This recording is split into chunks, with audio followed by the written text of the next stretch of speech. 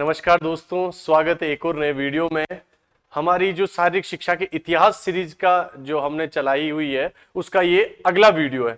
और आज इस वीडियो में हम फिजिकल एजुकेशन की जो वर्ल्ड हिस्ट्री है उसमें अपन यूनान से अपन आज उसका शुभारंभ करने वाले हैं। यूनान के बाद में हम रोम, स्वीडन, जर्मनी, डेनमार्क आगे की तरफ बढ़ते चलेंगे। कम से कम भी 12 से 13 देशों के अपन इतिहास देखेंगे। भारत का इतिहास अपन सबसे लास्ट में देखने वाले हैं।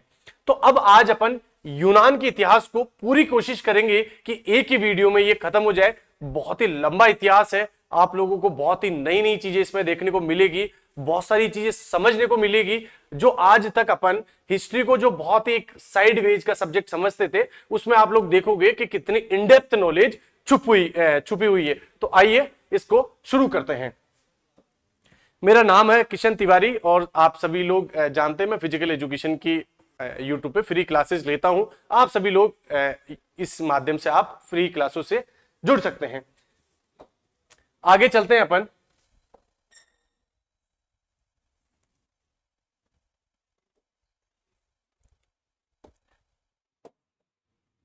हाँ, तो सबसे पहले अपन बात कर लेते हैं यूनान देश की जो शारीरिक शिक्षा के इतिहास के बारे में। सबसे पहले तो आपका ये सवाल होना चाहिए कि सर आपने यूनान के से मतलब जो ग्रीस है या यूनान है यहीं से फिजिकल एजुकेशन का इतिहास क्यों शुरू किया। तो इसका आंसर क्या होगा कि फिजिकल एजुकेशन की जो शुरुआत मानी जाती है वो इसी देश से मानी जाती है। और आपने देखा होगा कि कई प्राचीन जो शब्द है अपन देखेंगे कि इमोशन शब्द किससे आया, इमोयर से आया। वो इमोयर शब्द कहां से आया, ग्रीक भाषा से आया या लेटिन भाषा से आया। आप कुछ भी शब्द उठा लीजिए, जैसे आपकी पर्सनालिटी शब्द है, पर्सनालिटी किससे, ये पर्सोना शब्द से, और पर्सोना शब्द किससे आया, ग्रीक भाषा से या लेटिन भाषा से आया। तो आपने देखा होगा कि प्राचीन समय में एक देश जो अपने ज्ञान के कारण बहुत विकसित था उस देश का नाम था ग्रीस या यूनान। और आज हम उसके सिर्फ और सिर्फ फिजिकल एजुकेशन हिस्ट्री की अपन बात करेंगे, डीप में जाने की कोशिश करेंगे और एक एक उस तथ्य को पकड़ने की कोशिश करेंगे जो आज तक छूटा हुआ था। तो सबसे पहले अपन पढ़ने की दृष्टि से जो शारीरिक शिक्षा का इतिहास है यूनान में उसको 4 भागों में बांटते हैं। और ये 4 भाग कौन कौन से भाई, सबसे पहले है होमरिक पीरियड जिसको क्या कहते हैं, होमर का काल कहते हैं। उसके बाद में स्पार्टन पीरियड या स्पार्टा काल, तो सबसे दूसरा हो गया। तीसरा है भाई अर्ली एथेंस पीरियड कि आपका जो पूर्व एथेंस काल, और एक है आपका लेटर एथेंस पीरियड या उत्तर एथेंस काल, इसको हिंदी में कहेंगे। ये 4 कालों में फिजिकल एजुकेशन की पूरी हिस्ट्री को बांटा हुआ है। अब अपन एक एक करके इनको देख लेते हैं। सबसे पहले हम बात करते हैं आपके होमरिक पीरियड की, होमर के काल की। और ये होमर एक व्यक्ति है। होमर क्या है भाई, एक व्यक्ति है और वो व्यक्ति इतना अच्छा काम करके जाता है कि उसके नाम से उस पूरी सदी का नाम ही क्या हो जाता है, होमरिक पीरियड। मैं बात कर रहा हूं एक ब्लाइंड पोइट की, मैं बात कर रहा हूं एक अंधे कवि की जिसने आज तक के विश्व के 2 सबसे बड़े इतिहासों की क्या की भाई, रचना की। और उन दोनों इतिहासों का क्या नाम है भाई, एक का नाम है इलियड और दूसरे का नाम है ओडिसी। और मैं बात कर रहा हूं उस अंधे कवि की। आप सोच के देखो, आज अपन हमारी जो एक एक छोटी छोटी कमियां हैं उनके कारण फैसले ही नहीं लेते। आज छोटी सी चीज है कि अपने को पढ़ना चाहिए, समय आ रहा है परीक्षा का, लेकिन हम क्या सोचते हैं, आज मेरे पास ये नहीं है, आज मेरे पास ये नहीं है, आज अच्छा टाइम नहीं है, आज बारिश आ रही है, कल वो आएगा। तो अपन कभी भी अच्छा टाइम नहीं आएगा। आप देख रहे हो होमर एक महाकवि था, और महाकवि था, एक अंधे महाकवि थे जो क्या है भाई 2 प्राचीन ग्रीक महाकाव्यों की रचना करते हैं, जिसमें से पहले का नाम क्या है भाई, इलियड, और दूसरे का नाम क्या है, ओडिसी। अब मैं आपको इसके अंदर भी बताऊंगा कि इलियड में क्या है और ओडिसी में क्या है, क्योंकि आपको ये किताबों में जो देखने को सामान्य रूप से नहीं मिलता है। जो इलियड है ये टार्जन युद्ध के बारे में एक राजा की कहानी पर केंद्रित है। और वो राजा कौन सा है भाई, वो राजा है एकिलिस राजा है, और उसके क्रोध को इसमें विशेष रूप से दिखाया गया है। ये बात भी हमको ध्यान रखनी चाहिए और ये क्वेश्चन अभी पिछले साल के बीपीएड के एग्जाम में भी पूछा गया है। आगे चलेंगे, दूसरे महाकाव्य का नाम क्या है भाई, ओडिसी। और ओडिसी क्या है भाई, युद्ध के बाद में घर वापसी की कहानी पे केंद्रित है। सिंपल सी, पहली क्या है भाई, युद्ध पर केंद्रित है, और दूसरी युद्ध के बाद में घर आने पे केंद्रित है। लेकिन किसी को इससे भी डीप जानना है तो वो क्या है भाई, यह टार्जन युद्ध के बाद में जो नायक है ओडिसियस, उसकी अपनी मातृभूमि, और उस मातृभूमि का नाम क्या है भाई, इथाका, और उसकी 10 साल की यात्रा का वर्णन करती है। और ये जो आपकी पौराणिक प्राणियों और चुनौतीपूर्ण स्थितियों से भरी हुई है, यानी उसने क्या क्या स्ट्रगल्स किए हैं अपने 10 साल की यात्रा में, वो भाई इसमें आपको वर्णन मिलने वाला है। अब आपका ये सवाल होना चाहिए कि सर मान लिया उसने इलियड लिखी, मान लिया ओडिसी लिखी, अरे हम क्यों पढ़ रहे हैं उस चीज को, तो हम इस वजह से पढ़ रहे हैं, इस दोनों काव्यों का क्या महत्व है भाई, दोनों कविताएं पश्चिम संस्कृति यानी जो आपकी वेस्टर्न कल्चर है उसके साहित्य को, उसकी शिक्षा को आकार देने में तथा अविश्वसनीय रूप से जो प्रभावशाली रहे हैं, जिसमें कई प्राचीन खेलों के बारे में जानकारी मिलती है, कहीं प्राचीन जो चीजें जो फिजिकल एजुकेशन को बढ़ावा और खेलों को बढ़ावा देती है, ये चीजों के बारे में हमको इन्हीं से सुनने को मिलता है, इलियड और ओडिसी से। तो आपको होमर के काल की ये 2 महाकाव्य है, इनको याद रखना बहुत इंपॉर्टेंट है। और फिर उसके बाद में चले हैं, इसी कारण से होमर को यूनान का गुरु भी कहा जाता था। होमर क्या थे भाई, यूनान के उस टाइम के गुरु माने जाते थे, ये बात भी आपको याद होनी चाहिए। अब आगे बढ़ते हैं और आगे अपन आ जाते हैं इस काल में। इस काल में उसके जो भगवान थे पूरे यूनान के, वो थे भाई जीसस, और उन जीसस की क्या होती थी भाई, पूजा होती थी, और ये सब अपन जानते हैं। लेकिन इस तथ्य के अलावा अपन बात करेंगे अगले तथ्य पे, ये जो पूरा समय था ये पूरा बुद्धिजीवियों का समय था, बुद्धिवाद का समय था, यानी मैन ऑफ विजडम था, या जो आपका नॉलेज है वो सबसे ज्यादा यहाँ पे थी, मारकाट वाला यहाँ पे सिस्टम नहीं था, लड़ाई वड़ाई ज्यादा नहीं थी। उसके बाद में अपन आगे चलते हैं, इस समय पे फ्यूनरल गेम्स, भाई फ्यूनरल गेम्स क्या होते हैं, अंतिम संस्कार खेल। जैसे भी कोई व्यक्ति मर जाता है तो उसकी याद में, उसके सम्मान में जो खेल प्रतियोगिताएं आयोजित की जाती है उनको कहते हैं अंतिम संस्कार खेल या फ्यूनरल गेम्स। अब अपने क्या करवाते हैं भाई, अपने कोई भी खत्म हो जाए तो उसके लिए क्या करवाते हैं, 11वां 12वां। ये 11वां 12वां की चीजों में विश्वास नहीं रखते, ये क्या करते हैं भाई, आसपास के गांवों को बुलाते और एक प्रतियोगिता करवाते, खेल प्रतियोगिता, और उसके नाम पे वो खेल प्रतियोगिता होती थी। और मैं आपको एक और डाटा याद दिलाना चाहूंगा, आज भी हमारे बीच में से कोई एक अच्छा व्यक्ति जाता है तो हम उसकी मेमोरियल टूर्नामेंट स्टार्ट करते हैं, क्योंकि हमने भी देखा है कि हमारे कई साथी जो इस पढ़ाई के दौरान चले गए तो उनकी स्मृति में क्रिकेट टूर्नामेंट करवाते हैं, ब्लड डोनेशन के कैंप करवाते हैं। वो भी तो क्या है, एक फ्यूनरल गेम्स टाइप का ही वो है, श्रद्धांजलि के एक तरह से टूर्नामेंट है। लेकिन हम लोग क्या है, जोड़ के इनको पढ़ते नहीं, इस वजह से हमको यही याद होते नहीं। और ये क्वेश्चन सीधा सीधा पूछा जाएगा कि किस काल से फ्यूनरल गेम्स संबंधित है, ये आपको पता होना चाहिए। और अगर थोड़ा सा और डीप जाए तो ये क्या है भाई, एक समाज थी, माइसियन ग्रीक समाज थी, उसमें ये प्रचलित थे। कौन से खेल प्रचलित थे, फ्यूनरल गेम्स या अंतिम खेल, जो अंतिम संस्कार खेल थे ये प्रसिद्ध थे। अब चलते हैं इस समय में कौन कौन से खेल खेले जाएंगे। अरे भाई आप लोग बताओ, प्राचीन समय में कौन कौन से खेल होंगे, वही होंगे जो प्राचीन समय में प्रचलित थे। कौन कौन से, रथ दौड़, रथ दौड़ उस समय थी। मुक्केबाजी, कोई दिक्कत ही नहीं, कोई इक्विपमेंट्स की आवश्यकता होती नहीं। शिकार करना, कोई दिक्कत नहीं। तैराकी, अरे पानी तो था ही। मल्ल युद्ध यानी द्वंद्व युद्ध, दो दो बड़े बड़े आदमी किसी से भी लड़ रहे हैं, भाई आदमी जानवर से लड़ रहा है या इस तरह से। फिर क्या है भाई, दौड़ भी उस टाइम पे थी, और तीरंदाजी यानी आर्चरी भी उस टाइम पे प्रचलित थी। उसके बाद में हम चलेंगे, इस समय में नृत्य को भी एक बहुत महत्वपूर्ण स्थान दिया हुआ था, ये बात भी आप लोगों को ध्यान होनी चाहिए। तो ये सारी बातें किसके काल की थी भाई, होमर के पीरियड की थी, और ये आपको याद रखनी है। अब हम होमर के पीरियड से अब आगे कहां जा रहे हैं भाई, स्पार्टा काल में हम आगे जा रहे हैं। और स्पार्टा काल में भी आपको ऐसी ऐसी जानकारियां देखने को मिलेगी जो आपने आज तक उनको नहीं देखा होगा, नहीं सुना होगा।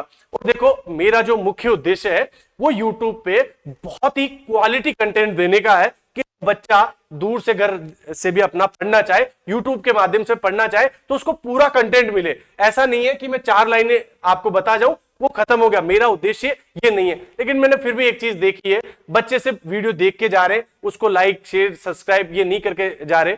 अगर आप लोग थोड़ा सा इस लाइक शेयर के माध्यम से हमें मोटिवेट करोगे तो हम दुगनी स्पीड से काम करेंगे। एक टीचर को और कुछ भी नहीं चाहिए होता है, एक टीचर को इतना चाहिए होता है कि आप लोग उसके काम को सराहें। अगर कोई गलती है तो कमेंट बॉक्स आपके लिए खुला हुआ है, शिकायत के लिए खुला हुआ है। अगर आपको कोई सराहना करनी हो तो भी उसके लिए कमेंट बॉक्स खुला हुआ है। तो आप लोग लाइक शेयर कमेंट करके जाइए। अगर आप लोग, मेरा काम अच्छा लगता है, आप कमेंट करोगे तो मैं अच्छे से और उसको सुधारूंगा और उसको लाऊंगा। तो प्लीज आप लोग जो भी हो, अच्छा हो, एक कमेंट तो कम से कम करिए, लाइक करिए और इसको किसी भी अपने दोस्त जो फिजिकल एजुकेशन की तैयारी कर रहा है उसके पास भेजिए। देखो नौकरी सबकी लगती है, जो तैयारी करता है तो मां सरस्वती अपने आप पे किसी का ऋण नहीं रखती। तो तैयारी करो, ज्ञान तो बांटने से ही बढ़ता है। अब बात करते हैं अपन स्पार्टा पीरियड की।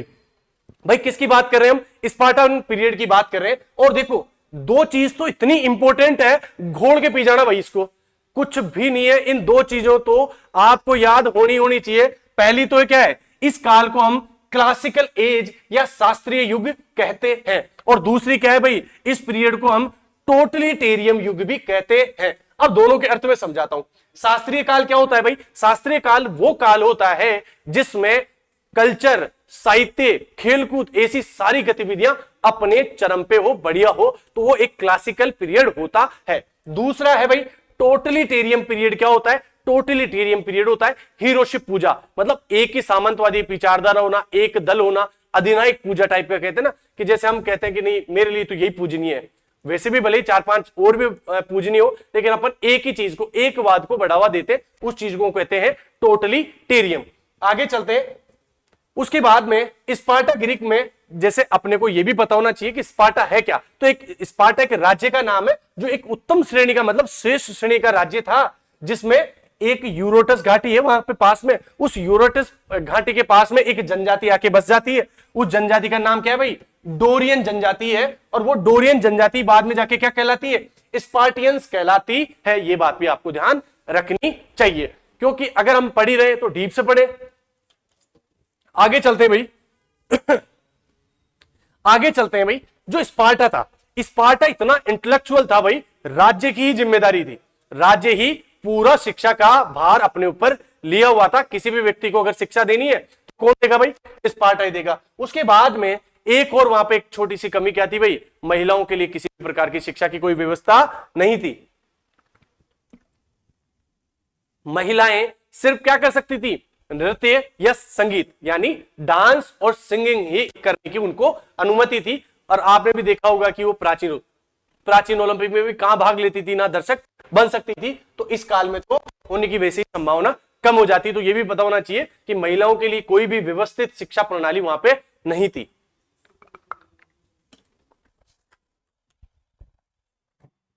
आगे चलते हैं भाई। आगे क्या है? स्पार्टा का मुख्य उद्देश्य क्या था? स्पार्टा का मुख्य उद्देश्य क्या था भाई? सैनिक तैयार करना। अगर आपको ये आ जाए कि स्पार्टा में कोई भी व्यक्ति है, फिजिकल एजुकेशन का भी क्या मुख्य उद्देश्य है, तो भाई क्या है भाई? सैनिक तैयार करना है। फिजिकल एक्टिविटी का यही मुख्य उद्देश्य था। और एक स्पार्टा में एक बहुत अच्छी कहावत थी, क्योंकि स्पार्टा में क्या होता था, प्रत्येक जो सामान्य व्यक्ति था वो भी एक सैनिक माना जाता था, उसको भी युद्ध में जाना पड़ता था। और स्पार्टियन जो राज्य था उसकी एक विचारधारा थी कि हम ज्यादा से ज्यादा कब्जा करें आसपास के राज्यों को और अपने आप में मिला लें। तो यहां पे धीरे धीरे करके एक कहावत प्रचलित हुई, और उस कहावत का नाम क्या है भाई? यहां पे महिलाएं अकेले ही बच्चे को जन्म देती है। और ये इसका मतलब ये नहीं है कि महिलाएं अपने आप ही बच्चे को जन्म दे रही है, नहीं, इसका मतलब है व्यक्ति बाहर ही है, महिला अकेला ही उसका क्या है? पालन पोषण कर रही है। इस वजह से कहावत प्रचलित हुई कि भाई क्या है? महिलाएं अकेली ही यहां पे क्या है? पुरुषों को जन्म देती है या बच्चों को जन्म देती है। ये बात भी यहां पे प्रचलित थी। आगे अपन बात करते हैं। इस काल में शारीरिक शिक्षा अगर किसी को दी जा रही थी तो शारीरिक शिक्षा के ये मुख्य उद्देश्य थे। क्या है भाई? आदमी को या उस व्यक्ति को या उस बच्चे को क्या बनाना है? क्रूर और निर्दयी सैनिक बनाना है। ब्रूटल और बिल्कुल इस तरह का सैनिक बनाना है कि वो कभी भी कायरता नहीं करे। उसमें क्या भरना है भाई? अदम्य साहस भरना है उसमें, और शारीरिक सहन शक्ति विकसित करनी है, और सैनिक कौशल और अनुशासन को विकसित करना है, और समर्पण, निष्ठा और देश की जो भावना है ये विकसित करना ही क्या था भाई? फिजिकल एजुकेशन के ऑब्जेक्टिव्स थे। क्या थे भाई? फिजिकल एजुकेशन के ऑब्जेक्टिव्स थे। ये भी अपने को याद होना चाहिए। आगे बात करते हैं।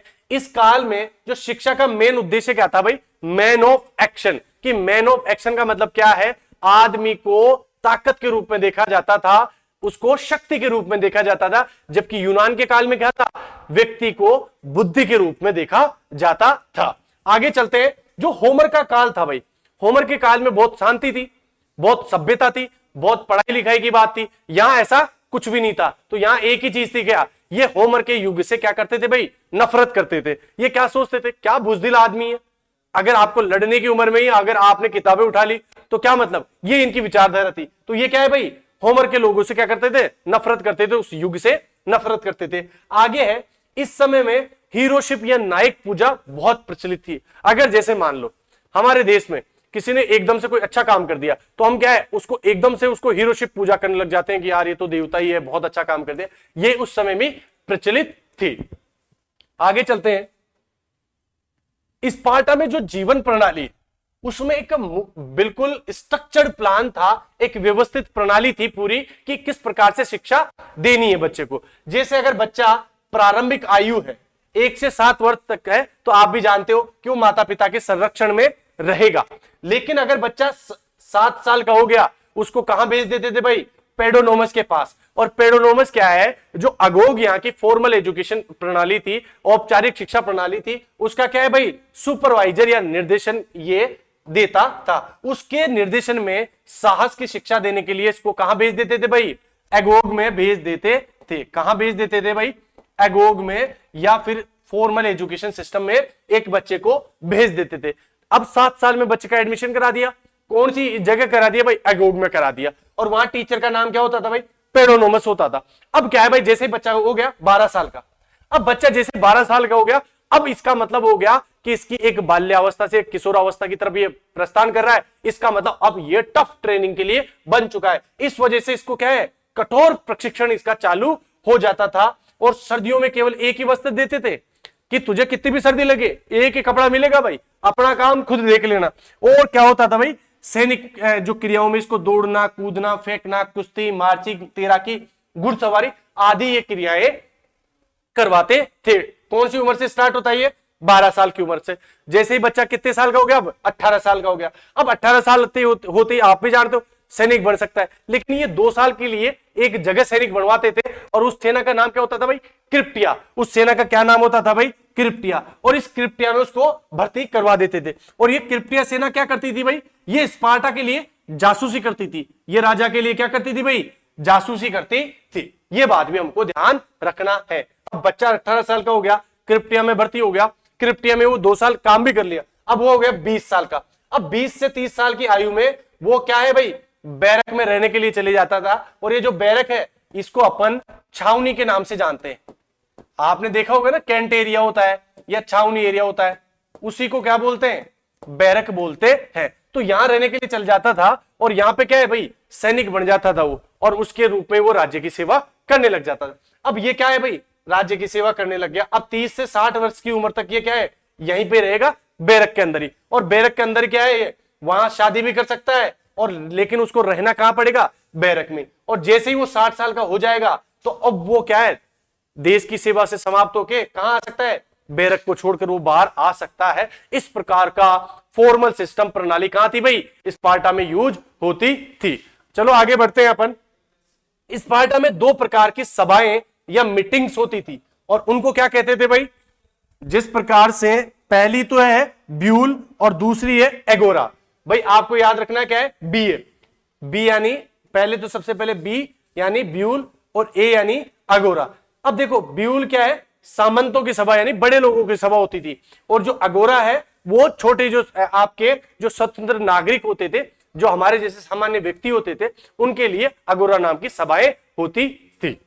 आगे चलते हैं।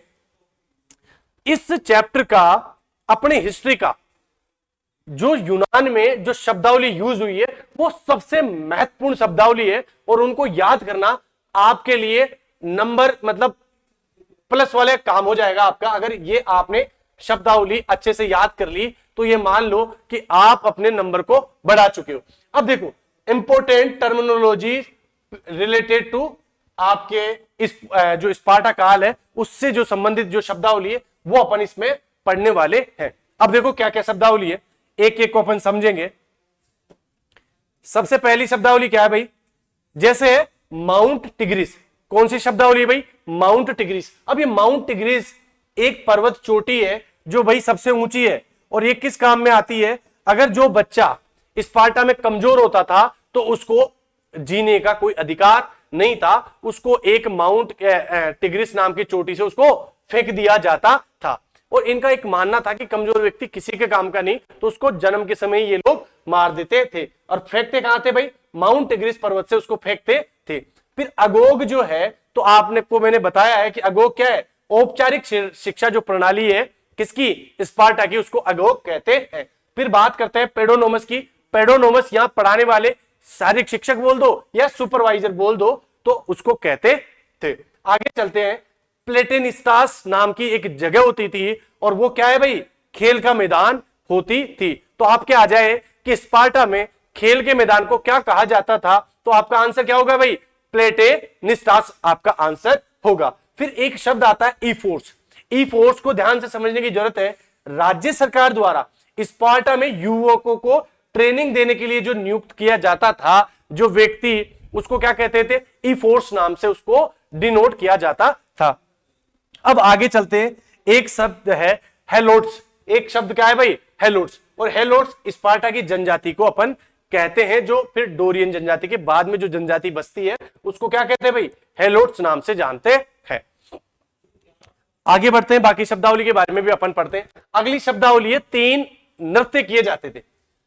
भाई स्पार्टा में मुख्य रूप से 3 नृत्य किए जाते थे। अब आपको ये तीनों ही नृत्य कैसे याद करने हैं, मैं एक छोटी सी ट्रिक बताता हूं इसको याद करने की।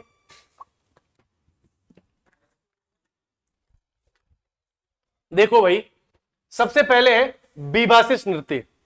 और बीबासिस नृत्य कौन करेगी भाई? जिम्नास्टिक नृत्य। जैसे अपन कहते हैं बीबासिस यानी बेबी जिम्नास्टिक करते, इस टाइप से आप याद इसको रख सकते हो। दूसरा है भाई पायरहिक नृत्य, यानी जैसे अपन कभी कभी नहीं होते क्या, अपने आप को सैनिक मान लेते पीने के बाद में कि अपन ही सैनिक है, और फिर नृत्य करने लग जाते, मतलब पीने के बाद का नृत्य। तो है क्या है? पायरिक नृत्य, मतलब सैनिकों का नृत्य। और फिर तो आपको पता ही है कि हारेमस नृत्य कौन सा है भाई? धार्मिक नृत्य। हारे का सहारा बाबा श्याम हमारा, इसका मतलब धार्मिक नृत्य। तो हारेमस नृत्य क्या है भाई? धार्मिक प्रकार का नृत्य वहां होता था। अब आगे बढ़ते हैं। इरेन।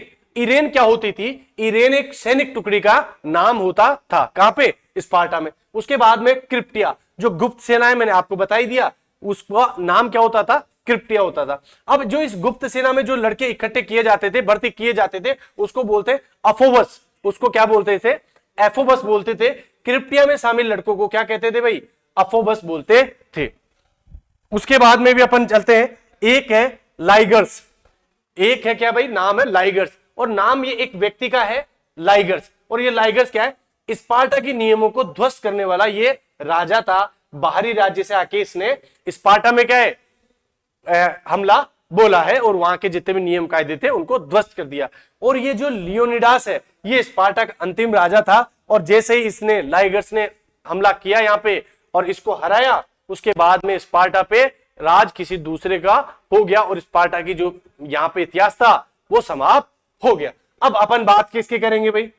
बात किसकी करेंगे? अब आ गया अर्ली एथेंस, या अपन बात करेंगे एथेंस पीरियड की। हमने सबसे पहले होमरिक पीरियड पढ़ा। होमरिक पीरियड के बाद में हम कहां चले गए भाई? आपके स्पार्टन काल में चले गए, यानी स्पार्टा काल में चले गए। अब अपन पूर्व एथेंस पीरियड या अर्ली एथेंस पीरियड में अपन आ चुके हैं। सबसे पहले आपको यह समझना पड़ेगा कि एथेंस को यूनान की आंख या ग्रीक की आंख भी कहते, आई ऑफ क्या कहते हैं? ग्रीस भी इसको कहते हैं। और ये मदर ऑफ सिटी भी कहा जाता है, या फिर इसको अपन क्या कहते हैं? आर्ट सिटी भी कहते हैं, कला की एक शहर भी कहते हैं इसको। तो 2 नाम याद रखना है, मदर ऑफ आर्ट सिटी या फिर कला की सिटी भी इसको कहते हैं। ये चीज भी आपको याद रखनी है। और इस समय में आपने देखा होगा कि होमरिक पीरियड में मैन ऑफ विजडम था, लेकिन आपके स्पार्टा में मैन ऑफ एक्शन हो गया। और यहां पे मैन ऑफ एक्शन तथा मैन ऑफ विजडम दोनों ही प्रकार के लोग यहां पे रहते थे। और देखो, जो सैनिक शिक्षा तथा प्रशिक्षण में जो भी लोग थे वो सामान्य रूप से भाग लेते थे। मतलब यहां पे क्या है भाई? सामान्य लोगों को भी वही ट्रेनिंग करवाई जाती थी, ताकि युद्ध अगर वो तो और सामान्य लोग भी वो उसमें भाग ले पाए युद्ध में। उसके बाद में यहां के जो लोग थे वो ज्यादातर लोकतांत्रिक थे। जो स्पार्टा थे वहां के लोग लोकतांत्रिक नहीं थे, लेकिन यहां के किसके? पूर्व एथेंस काल के लोग लोकतांत्रिक थे। अब आगे चलते हैं। यहां पे अगर फिजिकल एजुकेशन दी जाती थी, उसका पूरा का पूरा किसको दिया भाई, पिता ही उसको देखता था। और अगर कोई बच्चा कमजोर है तो वो क्या करता था भाई, पिता ही उस चीज को निर्णय करता था कि वो जो कमजोर बच्चा है वो जीवित रहेगा या नहीं रहेगा, इसका निर्णय भी कौन करता था, पिता ही करता था। दूसरी चीज, एथेंस में शारीरिक शिक्षा क्या है भाई, बहुत अभिन्न अंग थी। जो नॉर्मल एजुकेशन देते थे वैसे ही क्या है भाई, फिजिकल एजुकेशन भी एक मेन पार्ट उस एजुकेशन का थी। अब यहां पे क्या है भाई, जिस प्रकार से अपन ने एथेंस में देखा कि और कौन कौन सी जो स्टेजेस थी जिसमें व्यक्ति का पूरी पढ़ाई लिखाई या सारी होती थी, वो अपन एथेंस की भी जानेंगे। अब देखो, अपने को प्रारंभिक 6 वर्ष तक तो आपको पता कि बच्चा कहां रहेगा, प्रारंभिक 6 वर्ष तक बच्चा माता पिता के साथ रहेगा और संतुलित प्रशिक्षण ले लेगा। अब संतुलित प्रशिक्षण क्या होता है, माइंड एंड बॉडी, वो आपको ले लेगा। उसके बाद में क्या है भाई, बच्चा जैसे ही 7 से 16 वर्ष का होगा तो बच्चा क्या है, मौलिक शिक्षा लेना उसके लिए अनिवार्य था। और मौलिक शिक्षा में वो 4 बिंदु जरूर लेने अनिवार्य थे। एक तो क्या है भाई, एथिक्स यानी नैतिकता की शिक्षा लेता था, एस्थेटिक यानी सुंदरता की शिक्षा लेता था, मैथमेटिक्स यानी गणित की शिक्षा लेता था, और एथलेटिक्स यानी खेल की या बॉडी की शिक्षा लेना उसके लिए अनिवार्य थी। मैं बात कर रहा हूं किसकी, पूर्व एथेंस काल की। अब आगे चलते हैं अपन। पूर्व एथेंस काल में 3 प्रसिद्ध जिम्नास्टिक जो जिम्नेजियम या जिम जैसी व्यवस्था थी। अब वैसे तो कॉमन रूप से क्या है, 4 मैं आपको बताऊंगा, लेकिन प्रसिद्ध कितनी थी भाई, 3 ही प्रसिद्ध थी। सबसे पहले एक अकेडमी नाम की जिम्नेजियम थी, और अकेडमी किसने खोली भाई, ये आपके प्लेटो ने खोली।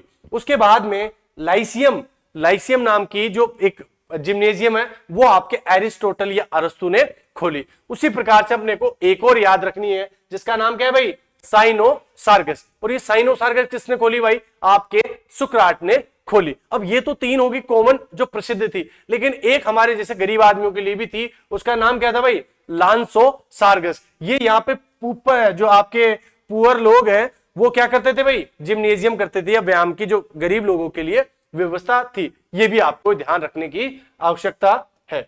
अब आगे चलते हैं।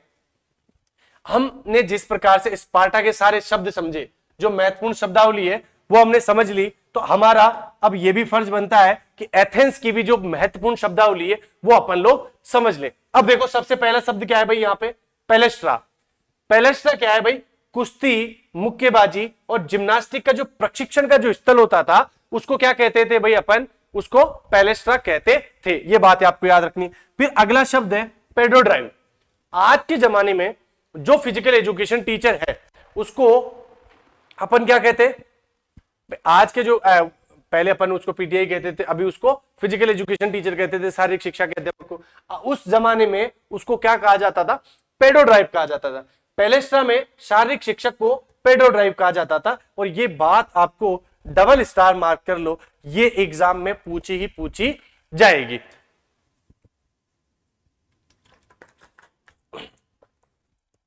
आगे चलते हैं। अगला शब्द है होप्लोमेचोस। अगला शब्द क्या है, होप्लोमेचोस। अब देखो, मेरे को यूनान की हिस्ट्री सबसे अच्छी हिस्ट्री लगती है, और वो इस वजह से नहीं लगती, यहां पे आज के जमाने में मैं बात कर रहा हूं, आज के युग की बात कर रहा हूं। राजस्थान के स्कूलों में आज फिजिकल टीचर सभी स्कूलों में नहीं है, आप लोग सब लोग जानते हो। लेकिन मैं बात कर रहा हूं किसकी, यूनान। और कौन सी शताब्दी, 1000 बीसी की बात कर रहा हूं, या फिर 500-600 बीसी की बात कर रहा हूं। उस टाइम पे भी वहां पे कोचेस की व्यवस्था थी। होप्लोमेचोस यानी जो अस्त्र शस्त्र सिखाता था, उस कोच का नाम था, उस शिक्षक को क्या कहते थे, होप्लोमेचोस कहते थे। उसी प्रकार से अगला है टॉक्सोटोज। जो टीचर तीरंदाजी यानी आर्चरी जो सिखाता था उसको क्या कहा जाता था, टॉक्सोटोज कहा जाता था। इतने ज्यादा ये विकसित थे। अगला है एकोनटिस्टिस। एकोनटिस्टिस यानी जो आपके जेवलिन थ्रो का जो टीचर होता था उसको क्या कहा जाता था भाई, उस टीचर को या मतलब एकोनटिस्टिस मतलब जो जेवलिन सिखाने वाले टीचर को एकोनटिस्टिस कहा जाता था।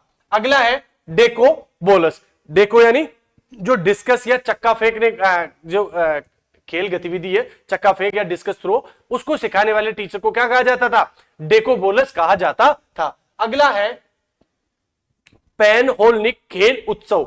अब देखो, हमारे यहां क्या होता है, जिस प्रकार से एक ग्रैंड स्लैम होता है, तो ग्रैंड स्लैम में अपन 4 प्रतियोगिताएं लेते हैं, जैसे आपका ऑस्ट्रेलियन ओपन हो गया, फ्रेंच ओपन हो गया, आपका विंबलडन हो गया और यूएस ओपन हो गया। और मैं जिस टाइम से आपसे बात कर रहा हूं ना, इस टाइम पे आपके जैनिक सीनर और कार्लोस अल्कराज के विंबलडन का फाइनल चल रहा है और बहुत ही जल्दी उसका निर्णय आ जाएगा। यानी कल अपने को विंबलडन का पूरा पता चल जाएगा। आपको पता है कि विंबलडन सिंगल्स में ईगा स्वियाटेक ने अभी जीता है और आज फाइनल चल रहा है पुरुष सिंगल्स का।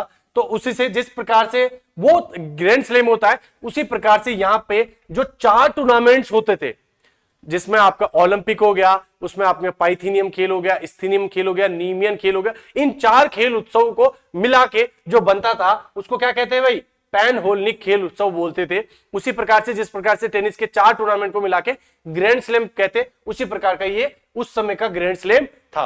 अब आगे बात करते हैं, 4 राष्ट्रीय प्रतियोगिताओं के समूह होता था, उसको ये कहते थे। अब देखो, एक है पैन क्रिएशन। एक पैन क्रिएशन यानी कुश्ती और मुक्केबाजी का जो मिश्रित खेल है, उसको किस नाम से जाना जाता था उस समय पे, पंक्रेशन या पैन क्रिएशन नाम से जाना जाता था। अब जैसे ये कुश्ती है, अब कुश्ती को पिछले समय में जो पुराना समय है उसमें क्या कहते थे भाई, पेले कहते थे। और जो आपका ये जो मुक्केबाजी है उसको क्या कहते थे भाई, इसको कहते थे आपके पाइग माचिया। इसको क्या कहते थे भाई, आपके पाइग माचिया कहते थे। इसको मैं लिख भी देता हूं आप लोगों के लिए।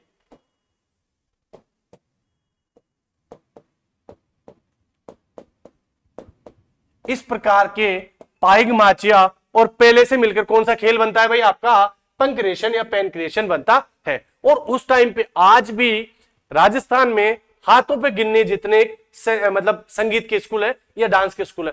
सोचो उस समय के यूनान में स्कूल चलता था, उसका नाम था डीडा सकेलियम और वो संगीत स्कूल था। तो सोचो किस लेवल के वो डेवलप थे। फिर उसी प्रकार से एली पत्ते यानी जो तेल की मालिश करता था, उस व्यक्ति को क्या कहते थे भाई, एली पत्ते कहते थे। यानी एली पत्ते जो शब्द जुड़ा हुआ है वो किससे जुड़ा हुआ है, तेल की मसाज से जुड़ा हुआ है।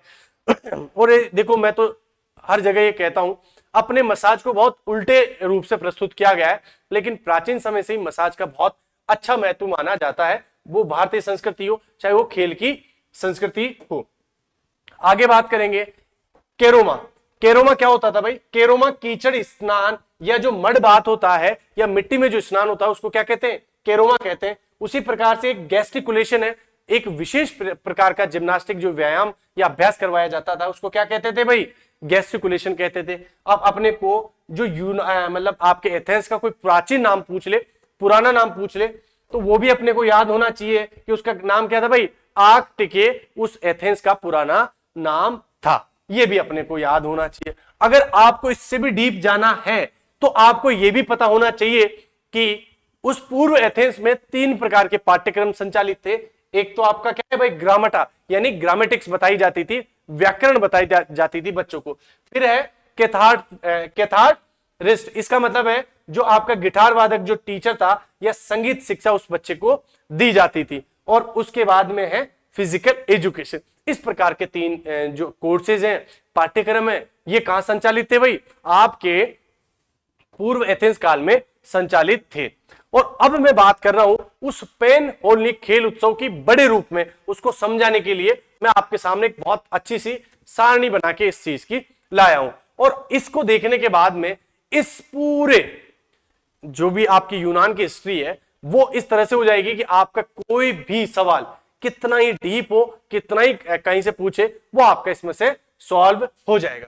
जो आपका मैं बात कर रहा हूं, जो आपका पेल होलनिक जो खेल उत्सव है, इसमें 4 प्रकार के गेम करवाए जाते थे। वो 4 कौन थे भाई, पहला आपका ओलंपिक खेल, दूसरा आपका पाइथीनियन खेल, तीसरा आपका स्थिमियन खेल और चौथा आपका नीमियन खेल। अब आप क्या कहोगे, सर ये तो याद ही नहीं होंगे। अरे भाई याद क्यों नहीं होंगे, सबसे पहले मतलब ओ, फिर पी और फिर आई और फिर एन। अरे भाई एक आदमी का नाम है ओम प्रकाश, तो हम ओम प्रकाश को क्या बुला रहे, अंदर बुला रहे, ओपी इन, आ जा ओपी। तो यही है भाई, ओ यानी ओलंपिक, पी यानी पाइथियन, आई यानी इस्थिमियन गेम्स और एन यानी नीमियन गेम।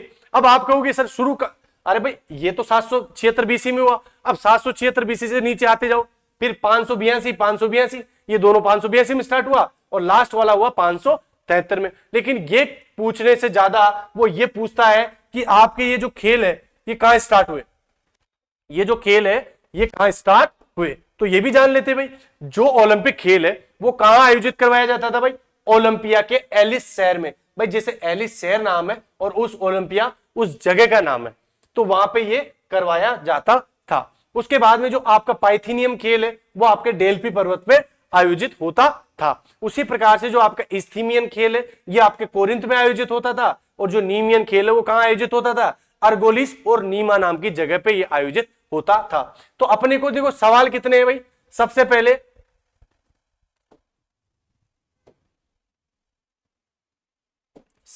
क्या हो गया भाई, एक तो ये हो गया कि कब से शुरू हुए, दूसरा इनका आयोजन का वेन्यू क्या था, कहां आयोजन होता था, तीसरा किसकी याद में ये या किसकी श्रद्धांजलि में ये टूर्नामेंट आयोजित करवाए जाते थे, फिर चौथा इनका गेप या अंतराल क्या था, पांचवा इसमें क्या पुरस्कार दिए जाते थे, और छठा सवाल यहां से बन सकता था भाई प्रतियोगिता कौन कौन सी होती है। तो हमने 4 प्रतियोगिताओं के नाम देख लिए और ये कहां से कब कब शुरू हुई ये देख लिया, और इनका आयोजन कहां होता था ये भी देख लिया। अब बात करते हैं किस किस की याद में ये टूर्नामेंट करवाए जाते थे।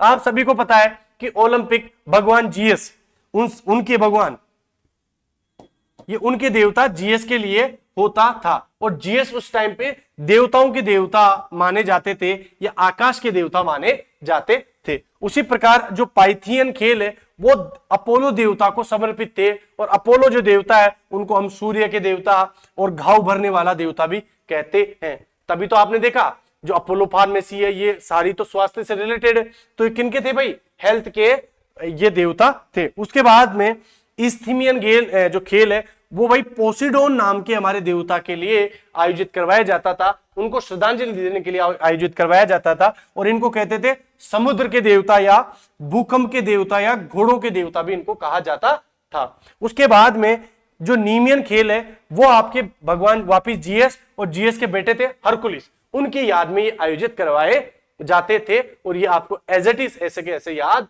रखने हैं। उसके बाद में ऊपर वाले दोनों टूर्नामेंट है वो 4-4 साल के होते थे, और ये प्रत्येक 2 साल के अंतराल में होते थे, इनको याद रखने की ज्यादा आवश्यकता नहीं पड़ेगी। लेकिन इनके क्या क्या पुरस्कार दिए जाते थे ये भी आपको याद रखना है। जैसे ओलंपिक में कोई भी व्यक्ति जीतता था तो उसको आपके ऑलिव लीव्स का जो क्राउन है, जैतून की पत्तियों का जो मुकुट है वो पहनाया जाता था, और जैसे ही आपका कोई भी पाइथियन गेल में अगर कोई विजेता बनता है तो उसको लोरियल क्राउन पहनाया जाता था। लोरियल यानी विजय या सम्मान के लिए जो आप पुरस्कार देते हो वो लोरियल क्राउन कहलाता है। उसके बाद में जो इस्थीमियन जो खेल है उसमें अगर कोई विजेता बनेगा तो उसको वाइल्ड सेलरी क्राउन पहनाया जाएगा, यानी जंगली अजवाइन के उसका मुकुट बनाकर पहनाया जाता था। प्राचीन समय में इन जड़ी बूटियों का बहुत महत्व हुआ करता था इस वजह से।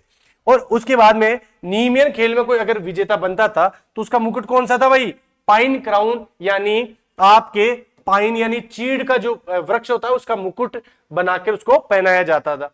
फिर दूसरी चीज, अरे भाई प्रतियोगिता कौन कौन सी होती थी, तो ओलंपिक में तो आपको पता ही है 5 दिन तक चलता है, और जिस महीने में आयोजित होता है उसको क्या कहते हैं भाई, हीरामेनिया कहते हैं। और मैं इस ओलंपिक को, प्राचीन ओलंपिक को एक और वीडियो में लेके आऊंगा और बहुत डिटेल से लेके आऊंगा, आप पढ़ के मजा आ जाएगा, उसमें आपका कोई भी सवाल गलत होने वाला नहीं होगा।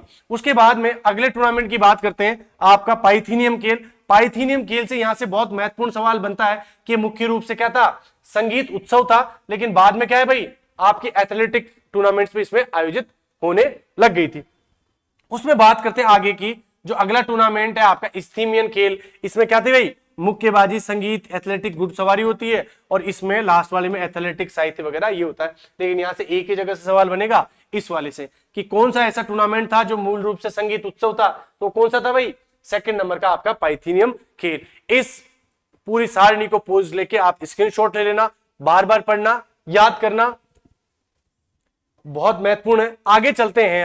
अब अपन अपने इसके लास्ट पड़ाव पे आ गए हैं, लेटर एथेंस पीरियड।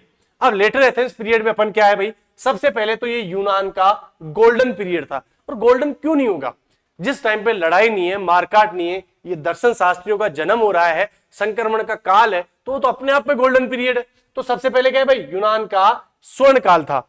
दूसरी चीज क्या है, बुद्धिमान या बुद्धिवाद का यानी मैन ऑफ विजडम का ये समय था। और आपको ये भी पता होना चाहिए कि इस समय में जो अपने विश्व के 3 प्रसिद्ध फिलोसफर जिनको बिग 3 कहा जाता है, उनका जो ये काल था वो भी इन्हीं का समय था। अब देखो, इस पीरियड को संक्रमण का काल या परिवर्तन का काल या ट्रांजिशन का पीरियड भी अपन कहते हैं।